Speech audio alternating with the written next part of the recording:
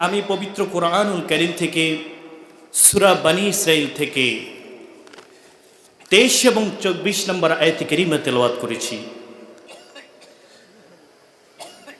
আল্লাহ পাক রব্বুল আলামিন আমাদেরকে পৃথিবীতে পাঠিয়েছেন আশরাফুল মাখলুকাত মানুষ হিসেবে সৃষ্টি করে, সকলে বলি আলহামদুলিল্লাহ। এই মানুষের ভিতরে আল্লাহ পাক রব্বুল আলামিন এই পবিত্র কোরআনে এই সূরা বনী ইসরাঈলের ভিতরে 23 এবং 24 নম্বর আয়াতে কি বললেন, আমরা সংক্ষিপ্ত সময়ের ভিতরে ইনশাআল্লাহ এই আয়াতের শাব্দিক অর্থের আলোকে কিছু বলবার প্রয়াস চালাবো। সকলে বলি আল্লাহুম্মা আমিন। আল্লাহ পাক রব্বুল আলামিন পবিত্র কোরআনুল কারীমের ভিতরে বলেন, ওয়াকাদা রাব্বুকা আল্লা তা'বুদু ইল্লা ইয়্যাহু ওয়া বিল ওয়ালিদাইনি ইহসানা। জোরে জোরে বলুন আল্লাহু আকবার। আল্লাহ পাক রব্বুল আলামিন পবিত্র কোরআনুল কারীমের ভিতরে সূরা বনী ইসরাঈলের ভিতরে 23 নম্বর আয়াতে আল্লাহ পাক রব্বুল আলামিন মানব জাতির জন্য দুইটা অনর একটা সিদ্ধান্তের কথা জানিয়েছেন। জোরে বলুন সুবহানাল্লাহ। আল্লাহ পাক রব্বুল আলামিন এক আয়াতে দুইটা ফয়সালা দিলেন, কন্যা সুবহানাল্লাহ। কয়টা ফয়সালা দিলেন? দুইটা ফয়সালা দিলেন। ইনশাআল্লাহ আল্লাহ পাক যদি আমাদেরকে তৌফিক দেন তাহলে আমরা এই আয়াতের থেকে দুইটা পদ্ধতি সকলে জানবো। সকলে বলি আল্লাহুম্মা আমিন। প্রথম নম্বরে ফয়সালা হলো আল্লাহ পাক রব্বুল আলামিন পবিত্র কোরআনুল কারীমের মধ্যে ডাক দিয়ে বলেন, ওয়াকাদা রাব্বুকা আল্লা তা'বুদু। জোরে জোরে বলুন আল্লাহু আকবার। আল্লাহ পাক রব্বুল আলামিন প্রথম নম্বরে ফয়সালা হলো এই পৃথিবীতে একমাত্র একজনের ইবাদত চলবে, একমাত্র একজনের হুকুম চলবে, একজনের দাসত্ব চলবে, একজনের আইন চলবে। কথা বলেন ঠিক কিনা? তিনি কে? আরো জোরে বলতে হবে, তিনি কে? একমাত্র এই পৃথিবীতে একমাত্র আমি রব্বুল আলামিনের ইবাদত চলবে। তিনি ছাড়া আর কারো ইবাদত করা যাবে না, তাকে ছাড়া আর কারো দাসত্ব করা যাবে না। কথা বলেন ঠিক কিনা? এই মতের সঙ্গে আপনারা একমত কিনা? প্রথম নম্বরে ফয়সালা হলো এই পৃথিবীতে একমাত্র আমি রব্বুল আলামিন, আমি ছাড়া আর কারো ইবাদত করা যাবে না। কথা বলেন ঠিক কিনা? এই জন্য আমরা মুসলমানরা প্রতিদিন মসজিদের মধ্যে গিয়ে 5 ওয়াক্ত নামাজে সিজদা দেই কাকে? সিজদা দিই কাকে? এই জন্য আমরা প্রতিদিন 5 ওয়াক্ত নামাজের ভিতরে আল্লাহকে সিজদা দেই। তবে আমাদের ভিতরে মুসলমানদের ভিতরে কিছু মতভেদ পার্থক্য রয়ে গেছেন। কিছু মানুষ মসজিদে গিয়ে আল্লাহকে সিজদা করে, এরপর মসজিদ থেকে বের হয়ে মানুষ নামে কিছু ভণ্ডের পায়ে সিজদা করে। কথা বলেন ঠিক কিনা? আরো জোরে কথা বলতে হবে। আপনারা কি আমার সাথে একমত কিনা? একমত তো? আমার কথা বুঝতে পারতেছেন তো? কিছু মানুষ আছে মসজিদে গিয়ে আল্লাহকে সিজদা করে, মসজিদ থেকে বের হয়ে মানুষ আবার কিছু আল্লাহকে সিজদা দেওয়ার পর মসজিদ থেকে বের হয়ে কিছু ভণ্ডের পায়ে সিজদা দেয়। এমন আছে না নাই? দেখুন, হক্কানি আলেম ওলামা এবং পীর মাশায়েখ আমরা কখনো তাদের বিরুদ্ধে কথা বলি না। কথা বলেন ঠিক কিনা? কিন্তু যেই সমস্ত ভণ্ড যারা আলেম হয়ে পীর হয়ে যারা সিজদা নিতে পারে তাদের মুরিদ থেকে, তারা কখনো পীর হতে পারে না, তারা ভণ্ড পীর। কথা বলেন ঠিক কিনা? দেখুন, হক্কানি পীর যারা আছেন তারা আপনারা কখনো শুনেছেন তারা বলেছে আমাদের পায়ে সিজদা করো? এমন শুনছেন? সারসিনা পীর সাহেব দরবারে তিনি কখনো তার মুরিদের থেকে সিজদা নিয়েছেন? চরমনায় পীর সাহেব তারা কি সিজদা নেন না। তাদের ব্যাপারে আমাদের মতামত নাই, তাদের ব্যাপারে আমাদের কোনো বক্তব্য নাই। তবে যারা যেই সমস্ত ভণ্ড পীর বাংলাদেশে এখন উদ্ভাবন হয়েছে, জন্ম নিয়েছে, যারা মুরিদের থেকে সিজদা গ্রহণ করে, তারা কখনো পীর হতে পারে না, তারা ভণ্ড পীর। কথা বলেন ঠিক কিনা? আর এই সমস্ত পীরদের খাদেম হয়ে যারা ওয়াজ মাহফিলে গিয়ে বলবেন ওই অর্থাৎ ওই পীরের সঙ্গে আপনারা চলুন, ওই পীরের মরধুম তাদেরকে আমরা কখনো গ্রহণ করব না। ওই সমস্ত আলেম হলো ভণ্ড আলেম। কথা বলেন ঠিক কিনা? এই জন্য ভাইরা আমার, মসজিদে গিয়ে আমরা সেজদা করি আল্লাহকে। প্রথমত আল্লাহকে ধোঁকা দেওয়া হলো, কারণ মসজিদে আল্লাহকে বললেন ইহদিনাস সিরাতাল মুস্তাকিম। কথা বলেন ঠিক কিনা? ও আল্লাহ, আমরা সিরাতুল মুস্তাকিম চাই। আল্লাহর সঙ্গে সঙ্গে বলে দিলেন আমার ইবাদত কর। এটাই হলেন সিরাতুল মুস্তাকিম। জোরে জোরে বলুন সুবহানাল্লাহ। সিরাতুল মুস্তাকিম আমরা চাই কি চাই না? শুধু তাই নয়, সাইয়্যিদিনা আদম থেকে শুরু করে দিন, সাইয়্যিদিনা নূহ থেকে শুরু করে বিশ্ব নবী পর্যন্ত সকল নবী রাসূল এই দাওয়াত দিয়েছিলেন। কি বলেন ঠিক কিনা? তারা দাওয়াত দিয়েছিলেন ইয়া কওমি ইবুদুল্লাহা মা লাকুম মিন ইলাহিন গায়রু। জোরে জোরে বলুন আল্লাহু আকবার। সমস্ত আম্বিয়া ইকরাম তারা বলেছেন, ও আমার কওমের লোকেরা, ও আমার জাতির লোকেরা, ও আমার সম্প্রদায়ের লোকেরা, এই পৃথিবীতে একমাত্র আল্লাহর ইবাদত চলবে। আল্লাহর ইবাদত করো। কথা বলেন ঠিক কিনা? এই পৃথিবীতে একমাত্র আল্লাহর ইবাদত চলবে, তার সঙ্গে কাউকে অংশীদার সাব্যস্ত করা যাবে না। কথা বলেন ঠিক কিনা? এই পৃথিবীতে একমাত্র আল্লাহ পাক রব্বুল আলামিনের ইবাদত চলবে এবং তার সঙ্গে কাউকে শরীক করা যাবে না, শিরক করা যাবে না। কথা বলেন ঠিক কিনা? আপনারা কি আমার সঙ্গে একমত? প্রথম নম্বরে ফয়সালা হলো এই পৃথিবীতে একমাত্র আমি রব্বুল আলামিনের ইবাদত চলবে, আর কারো ইবাদত করা যাবে না। এখন প্রথম নম্বরে ফয়সালা হলো হকুল্লাহর ব্যাপারে। আল্লাহর হক, ইবাদতটা কার হক? একমাত্র আল্লাহর জন্য খাস। আপনার যে সিজদা দেন, আপনার কপাল, এটা একমাত্র কার জন্য খাস? একমাত্র আল্লাহর জন্য খাস, অন্য কারোর জন্য খাস হতে পারে? আপনার কি আমার সঙ্গে একমত? তো এখন প্রথম নম্বরে ফয়সালা হলো এই পৃথিবীতে একমাত্র আল্লাহর ইবাদত চলবে। এরপরে দুই নম্বরে ফয়সালা হলো আল্লাহর হকের ভিতরে, আল্লাহর ইবাদতের ভিতরে সবচেয়ে জরুরি ইবাদত হলেন, দুই নম্বরে ফয়সালা হলেন ওয়া বিল ওয়ালিদাইনি ইহসানা। জোরে জোরে বলুন আল্লাহু আকবার। আল্লাহর ইবাদত করা যেমন ফরজ, আল্লাহ পাক রব্বুল আলামিন আল্লাহর ইবাদতের মধ্যে সবচেয়ে জরুরি ইবাদত হলেন মাতা পিতার সঙ্গে, মাতা পিতার প্রতি ইহসান করা। কথা বলেন ঠিক কিনা? মাতা পিতার প্রতি ইহসান করা। আচ্ছা, দুই নম্বর হলেন মাতা পিতার প্রতি ইহসান করা, মাতা এবং পিতা উভয়ের প্রতি ইহসান করা। তো এক নম্বরটা ব্যাখ্যা করলাম, আমি সংক্ষিপ্ত আকারে বলছি, আপনারা কি আমার কথা বুঝতে পারতেছেন? এক নম্বরে হলো একমাত্র আল্লাহর ইবাদত চলবে, আর আল্লাহর ইবাদতের ভিতরে সবচেয়ে জরুরি ইবাদত হলে মাতা পিতার প্রতি ইহসান করা। তো ইহসানটা কিভাবে করব, এটা আমাদের জানা দরকার আছে না নাই? আল্লাহ পাক পবিত্র কোরআনে তার পরের অংশে বলতেছে ইহসান তোমরা পিতামাতার সঙ্গে কিভাবে করবে। কন্যা সুবহানাল্লাহ। আল্লাহ পাক রব্বুল আলামিন ইহসানের প্রথম নম্বরে ব্যাখ্যার ভিতরে বলেন ইম্মা ইয়াবলুগান্না ইনদাকাল কিবারা আহাদুহুমা আও কিলাহুমা ফালা তাকুল লাহুমা উফ। জোরে জোরে বলুন আল্লাহু আকবার। আল্লাহ পাক রব্বুল আলামিন বলেন ইহসানটা কি করে করবা?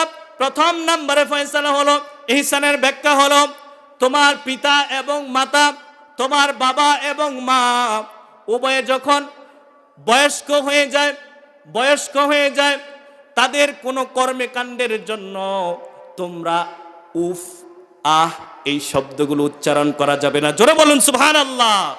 তাদের কোনো কর্মকাণ্ডের জন্য তোমরা মুখ দিয়ে উফ আহ এই শব্দগুলো বলা যাবে না। আল্লাহ পাক সম্পূর্ণ নিষেধ করেছেন। কারণ ভাইরা আমার, আমরা যখন ছোট ছিলাম আমার বাবা মা আমার জন্য অনেক আমরা বিরক্ত করেছিলাম। কথা বলেন ঠিক কিনা? আমি যখন ছোট ছিলাম, আমরা যখন ছোট ছিলাম, আমার পিতা মাতা আমাকে নিয়ে অনেক কষ্ট করেছেন, অনেক কষ্ট করে লালন পালন করেছেন। বাবা, আমি একটা কথা বলি, আমরা যখন ছোট ছিলাম, আমি যখন ছোট ছিলাম, আমার মা আমাদেরকে নিয়ে যখন খাটের মধ্যে শুয়ে গেলেন, শীতের রাত, মাঘ মাসের শীতের রাত, আমাকে নিয়ে আমার মা যখন শুয়ে পড়লেন, আমাকে ডান দিকে রেখে আমার মা বাম দিকে শুইলেন। শোয়ার পর কিছুক্ষণ পর আমি প্রস্রাব করে জায়গাটা ভিজিয়ে দিয়েছিলাম, এমনটা হয়েছে কি হয় নাই? জায়গাটা ভিজিয়ে দিলাম। ওই সময় আমার মা আমার প্রতি রেগে যায় নাই, আমাকে বাইরে ফেলে দেয় নাই, আমাকে এতিমখানায় দেয় নাই। কথা বলেন ঠিক কিনা? ওই সময় আমি যখন প্রস্রাব করে বাসিয়ে দিয়েছিলাম, আমার মা তখন আমাকে বাইরে ফেলে দেয় নাই। আমার মা আমাকে উঠাইয়া কাপড়টা চেঞ্জ করে আবার বাম দিকে শোয়ালেন। বাম দিকে শোয়ানোর পর কিছুক্ষণ পর আবার প্রস্রাব করে বাম দিকেও বাসিয়ে দিলাম। আমার মা তখনও আমার প্রতি রেগে যায় নাই। কথা বলেন ঠিক কিনা? ওই সময় আমাকে বাইরে ফেলে দেয় নাই। কিছুক্ষণ পর আবার বাম দিকে পেশাব করে বাসিয়ে দিলাম। ওই সময় আমার মা আমাকে বাইরে ফেলে দেয় নাই। কিছুক্ষণ পর আমার মা আমার কাপড়টা চেঞ্জ করে তার বুকের উপর রাখলেন, রেখে আমাকে শুয়ে ঘুমিয়ে পড়লেন। রাত 3টা বাজে, এই মাঘ মাসের শীতের মধ্যে হঠাৎ করে আবার প্রস্রাব করে আমার মায়ের জামাটা ভিজিয়ে দিয়েছিলাম। কথা বলেন ঠিক কিনা? ওই সময় আমার মা আমার প্রতি রেগে যায় নাই রে ভাই। ওই সময় আমার মা আমার প্রতি রেগে যায় নাই, আমাকে বাইরে ফেলে দেয় নাই। আল্লাহ বোঝাতে চাইলেন, তোমার মা যেরকম করে তুমি এত বিরক্ত করলাম, প্রস্রাব করে ঘর নোংরা করলাম, তোমাকে বাইরে ফেলে দেয় নাই। আল্লাহ বুঝাতে চাইলেন, তোমার মা তোমাকে জন্ম এতিমখানায় দেয় নাই। তোমার মা এবং বা বৃদ্ধ হয়ে যাবার পর, বয়স্ক হয়ে যাবার পর তাদেরকে এতিমখানায় দিও না, অর্থাৎ বৃদ্ধাশ্রমে দিও না। কথা বলেন ঠিক কিনা? অর্থাৎ তোমার বাবা মার কোনো কর্মকাণ্ডের জন্য তাদেরকে বৃদ্ধাশ্রমে দিও না। বাংলাদেশে বৃদ্ধাশ্রম আছে না নাই? ইউরোপ, আমেরিকা, অমুসলিম রাষ্ট্রে যারা থাকেন, তারা তাদের মা বাবা যখন বিরক্ত করে মাকে বাবাকে গাড়ির মধ্যে উঠাইয়া বৃদ্ধাশ্রমে গেটে নিয়ে নামিয়ে দিয়ে আসে। ওই সময় মা সন্তানের দিকে তাকায় আর বলে, সন্তান, এই দিনের জন্য আমি তোকে লালন পালন করেছিলাম। ওই সময় মা কেঁদে কেঁদে কেঁদে বলে, ছেলে আমার মস্ত মানুষ, মস্ত অফিসার। আমার সঙ্গে পারলে সকলে বলুন, মুখটা মিলান। ছেলে আমার মস্ত মানুষ, মস্ত অফিসার, মস্ত ফ্ল্যাটে যায় না দেখা এপার ওপার, নানান রকম জিনিস আর আসবাব দামি দামি, সবচেয়ে কম দামি ছিলাম একমাত্র আমি। কথা বলেন ঠিক কিনা? ছেলে আবার আমার প্রতি অগাধ সম্ভ্রম, আমারে ঠিকানা দিল বৃদ্ধাশ্রম। কথা বলেন ঠিক কিনা? ওই সময় মা আবেগের চোটে বলেন, আজকে আমার শেষ ঠিকানা হলো বৃদ্ধাশ্রম। এই দিনের জন্য আমি মা বললেন, এই দিনের জন্য আমি সন্তানকে লালন পালন করলাম। এটা হলো প্রথম নাম্বার ব্যাখ্যা। কয় নাম্বার? প্রথম নাম্বার, ইহসানের প্রথম নাম্বারে ব্যাখ্যা। দ্বিতীয় নাম্বারে ব্যাখ্যা হলেন, আল্লাহ পাক রব্বুল আলামিন বলেন, ওয়ালা তানহার হুমা, জোরে জোরে বলেন আল্লাহু আকবার। মাতা এবং পিতা উভয়দেরকে কখনো তোমরা ধমক দিও না। কি করো না? ধমক দিও না। কিছু বেয়াদব আছে, ডাকাত আছে সমাজের ভিতরে। আমাদের ভিতরে অনেক, সমাজের ভিতরে অনেক ডাকাত আছে, বাবা মাকে ধমক দেয়, গালি দেয়, এমন আছে না নাই? কথা বলেন, আছে না নাই?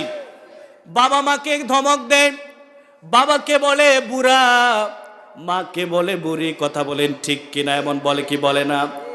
বাবাকে বলে বুড়া, মাকে বলে বুড়ি। ওরে ব্যাককল, তোর মা বাবা তো বৃদ্ধ হয়েছে একমাত্র তোর কারণে। কথা বলেন ঠিক কিনা? তোমারে মানুষ করতে যাইয়া তারা তাদের জীবন যৌবন শেষ করে দিলেন। তোমাকে লেখাপড়া শিখাইতে যাইয়া তারা তাদের জমি জামা হারালেন। তোমাকে বিদেশে পাঠাতে যাইয়া তারা তাদের ভিটামাটি হারালেন। আজকে তোমার জন্য যারা বয়স্ক হয়ে গেলেন তাদেরকে তুমি বলো বুড়ার বুড়ি। কথা বলেন ঠিক কিনা? এমন আছে না নাই? মানুষ, সন্তান বুঝে না মা যে কত বড় দামি জিনিস, বাবা কত দামি জিনিস। আজকে দেখুন, বাবা মা বৃদ্ধ হয়েছে কার জন্য? বাবা মা বৃদ্ধ হয়েছে সন্তানের জন্য, অথচ সেই সন্তান বলে বুড়া আর বুড়ি। কথা কি বুঝতে পারছেন? এটা হলো ইহসানের 2 নম্বর ব্যাখ্যা। 3 নম্বরে ব্যাখ্যা হলো, আল্লাহ পাক রব্বুল আলামিন বলেন, وقل لهما قولا كريما জোরে জোরে বলুন আল্লাহু আকবার। ইহসানের তৃতীয় নাম্বার ব্যাখ্যা হলো বাবা মা উভয়ের সঙ্গে ভালো আচরণ করো, ভালোভাবে কথা বলো।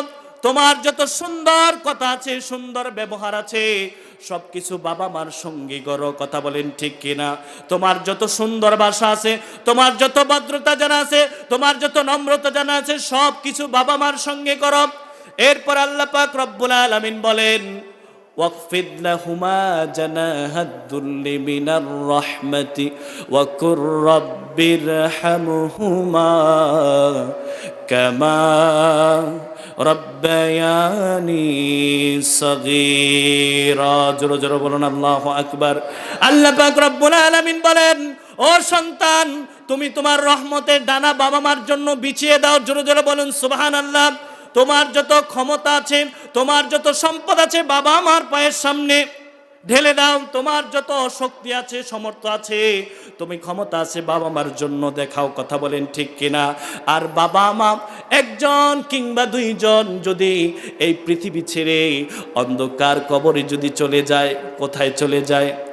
অন্ধকার কবরে যদি চলে যায়, বাবা মার কবরের পাশে দাঁড়িয়ে বলো, দুহাত তুলে যদি পারো, দুই ফোঁটা চোখের পানি ছেড়ে দিয়ে বলো, রব্বিরহামহুমা কামা রাব্বায়ানি সাগীরা ওয়া কুর রাব্বিরহামহুমা কামা রাব্বায়ানি সাগীরা। ওই সময় বলো, আল্লাহ, আমি ছোটবেলা আমার পিতা এবং মাতা আমাকে যেমন করে আদর দিয়ে, সোহাগ দিয়ে, ভালোবাসা দিয়ে, স্নেহ মায়া মমতা দিয়ে আমাকে লালন পালন করে ভালোবাসা দিয়ে বড় করলেন, আমার বাবা মা ইন্তেকালের পর আল্লাহ গো, তুমি আমার বাবা মাকে আল্লাহ তাআলা তোমার রহমতের কোলে উঠাইয়া লালন পালন করিয়ে। জোরে জোরে বলুন সুবহানাল্লাহ। দুইটা মতের সঙ্গে আমরা একমত, কি বলেন ঠিক কিনা? প্রথম নাম্বারে হলো এই পৃথিবীতে একমাত্র একজনের ইবাদত চলবে, একমাত্র আল্লাহর ইবাদত চলবে। কথা বলেন ঠিক কিনা? দুই নাম্বারে হলেন আল্লাহর ইবাদতের ভিতরে সবচেয়ে জরুরি ইবাদত হলো মাতা পিতার সঙ্গে এহসান করা। কথা বলেন ঠিক কিনা? আমরা সকলেই দুইটা মতের সঙ্গে একমত। আল্লাহর রাসূল, আল্লাহর হাবিব, প্রিয় বন্ধু বলেন, এই পৃথিবীতে অর্থাৎ এক সাহাবী আমার রাসূলকে এসে প্রশ্ন করলেন, ইয়া রাসূলুল্লাহ, ইয়া হাবিবাল্লাহ, পৃথিবীর মধ্যে শ্রেষ্ঠ আমল কি? কন্যা সুবহানাল্লাহ। কি বললেন? শ্রেষ্ঠ আমল কি? সাহাবী যখন প্রশ্ন করলেন, এই পৃথিবীর মধ্যে শ্রেষ্ঠ আমল কি? কোন আমল করলে আমি আল্লাহর কাছে সবচেয়ে প্রিয় পাত্র হতে পারব? বিশ্ব নবী মুহাম্মদুর রাসূলুল্লাহ সাল্লাল্লাহু আলাইহি ওয়াসাল্লাম সঙ্গে সঙ্গে প্রশ্নের জবাব দিলেন, ওয়াসসালাতু ওয়াক্তিহা। জোরে জোরে বলুন আল্লাহু আকবার। অর্থাৎ সময় মতো নামাজ আদায় করা। কন্যা সুবহানাল্লাহ। কি করা? সময় মতো নামাজ আদায় করা। সালাত কায়েম করো, সালাত কায়েম করো, সালাত কায়েম করো, সালাত কায়েম করো, হবে সম্মানী তুমি, হবে জান্নাতি তুমি, হবে জান্নাতি তুমি, দিবে কাল হাসরে শীতল ছায়া আরশে আজিম। রব্বি আলালা, রব্বি আলা আজিম, রব্বি আলালা, রব্বি আলা আজিম। সালাত কায়েম করো, সালাত কায়েম করো, হবে সম্মানী তুমি, হবে সম্মানী তুমি, হবে জান্নাতি তুমি, হবে জান্নাতি তুমি, দিবে কাল হাসরে শীতল ছায়া আরশে আজিম। রব্বি আলালা, রব্বি আলা আজিম, রব্বি আলালা, রব্বি আলা আজিম। কথা বলেন ঠিক কিনা? সালাত কায়েম করতে বললেন, সময় মতো নামাজ আদায় করতে বললেন। ওয়াসসালাতু ওয়াক্তিহা। প্রথম নাম্বার হলেন সময় মতো নামাজ আদায় করা। এরপর হলো বিররুল ওয়ালিদাইন, মাতা পিতার প্রতি ইহসান করা, কন্যা সুবহানাল্লাহ, মাতা পিতার সঙ্গে ভালো আচরণ করা। 3 নম্বরে হলো জিহাদ ফি সাবিলিল্লাহ, আল্লাহর রাস্তায় জিহাদ করা। এই 3টা আমল হলেন শ্রেষ্ঠ আমল, কন্যা সুবহানাল্লাহ। আরেক হাদিসে তো রাসূল বলেন এটা বাবা মার সঙ্গে ভালো আচরণ করা, সদ্য ব্যবহার করা, এটা তো জিহাদের চাইতে বেশি সব। চিৎকার বের বলুন সুবহানাল্লাহ। কিভাবে বললেন?